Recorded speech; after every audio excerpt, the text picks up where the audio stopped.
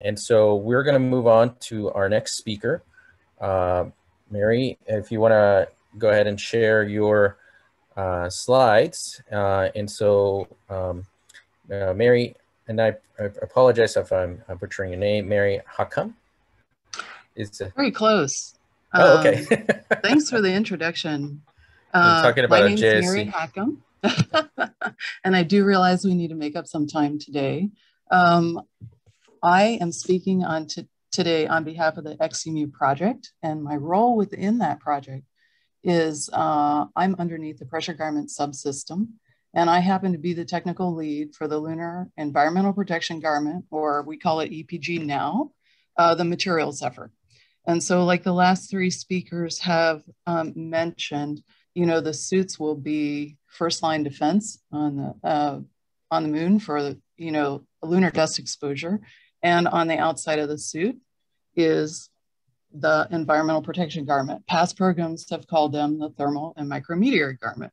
And I need to be honest with you guys today. Our intended presentation has not yet been approved for public release. And so our contingency plan about an hour or two ago is that I'm going to be speaking in general terms, and our visuals are compliments of Google. So bear with me, everybody.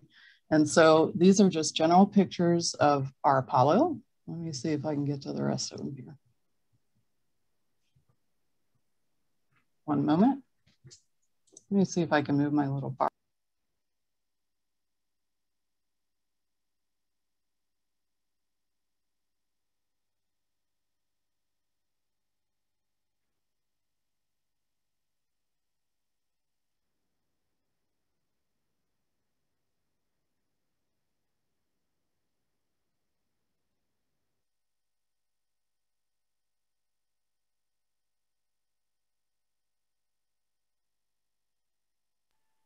Mary, it looks like you've muted again. Are you able to unmute yourself?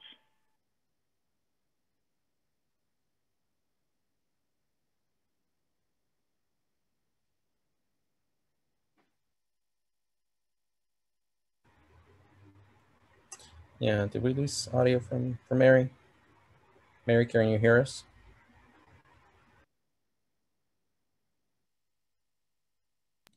All right, I can hear you now. Sorry for the technical difficulties. I'm thankful to the IT person in the room helping me. And so we've all seen pictures of suits on the moon. And even before the xEMU project got off the ground, they identified the risks that would be there for the suit based on the development of suit-specific dust solution technologies. Again, I do want to tell you that the environmental protection garment, or EPG, as it's called in our new program, is the same thing or similar function to a thermal micrometeor garment that you guys are familiar with, that we had on Apollo and then on the shuttle and ISS program. The environmental protection garment is the outside of the suit. You never see the bare suit. So it covers all the subsystems, both the suit, the portable life support system, and now we have an informatics subsystem. So it covers everything except for the helmet bubble and all the switches and things that you see on the outside of the suit that need to be accessible during an EVA. So what does the xEMU program need? We need materials that perform in the lunar South Pole environment. We've already gone to lunar equatorial.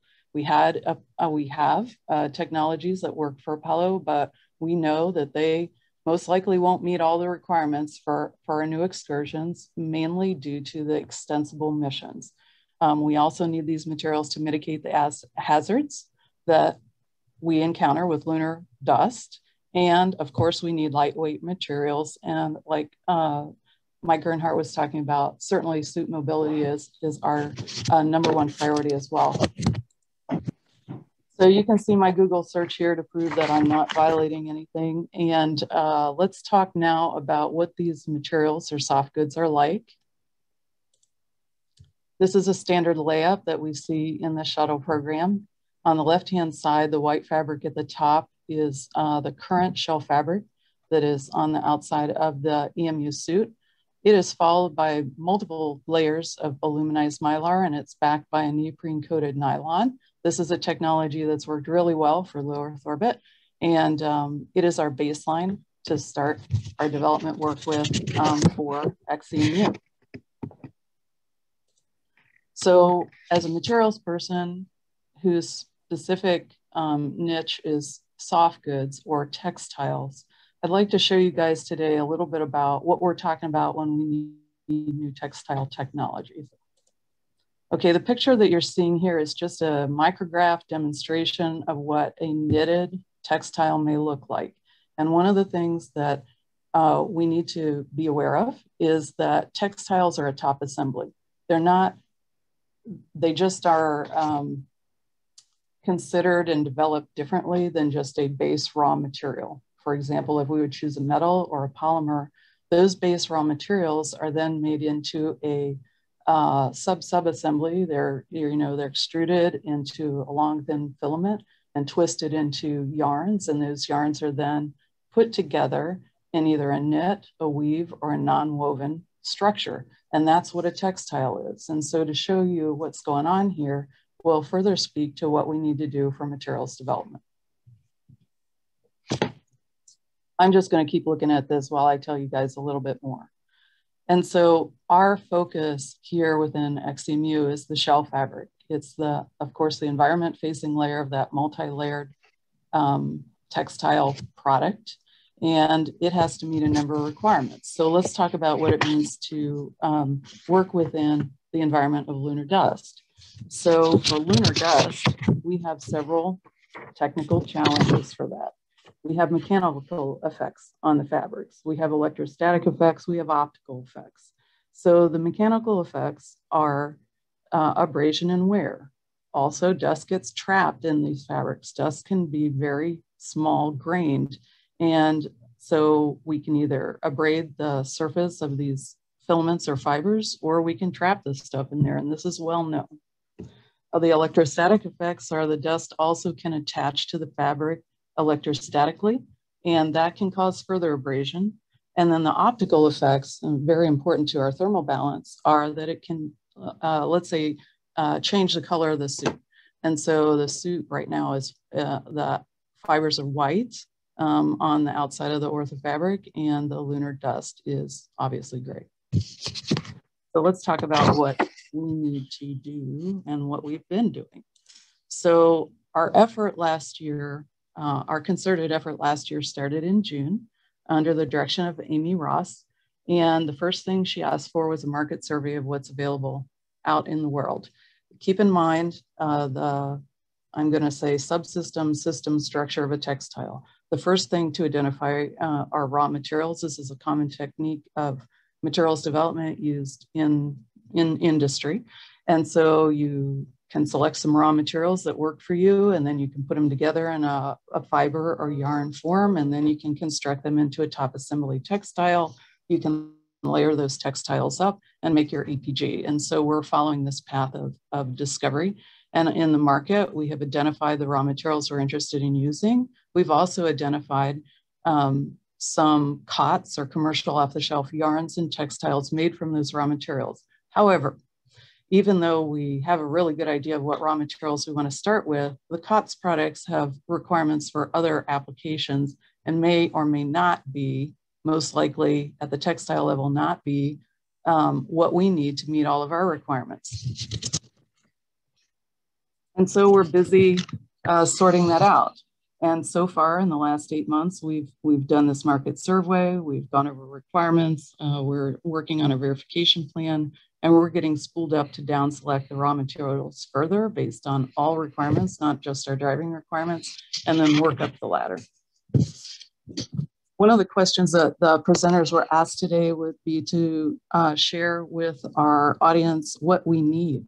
And what would be very helpful for this effort is lunar dust charge characteristics. Like Michael Johansson was speaking about a few minutes ago, we have limited information based on Apollo.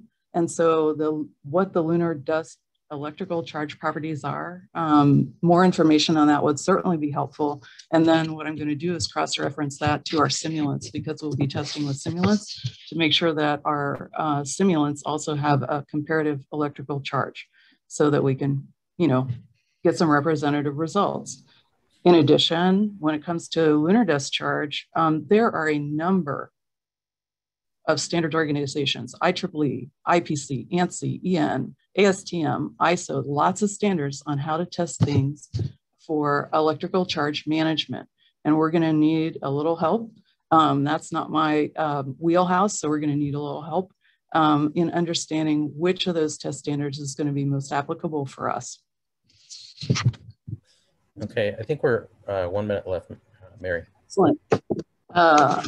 In addition, I wanted to ask our audience in general, our effort really welcomes any other testing or evaluation of legacy TMG materials for any purpose.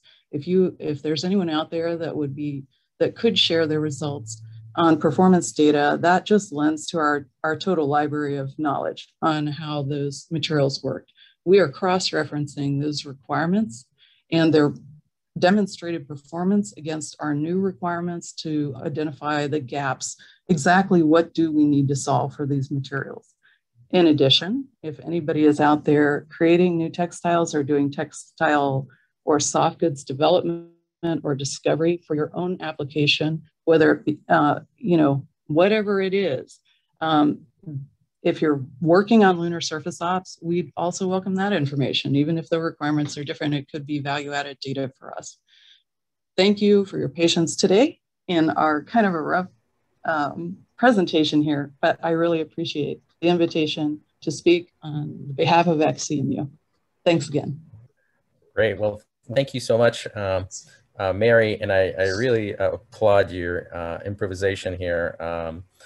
This was great. And so, we have our monthly dust mitigation focus group meeting. And so, we would love to have you, present with your slides, right? Proof slides to the group, right? And then similarly wise to our other speakers.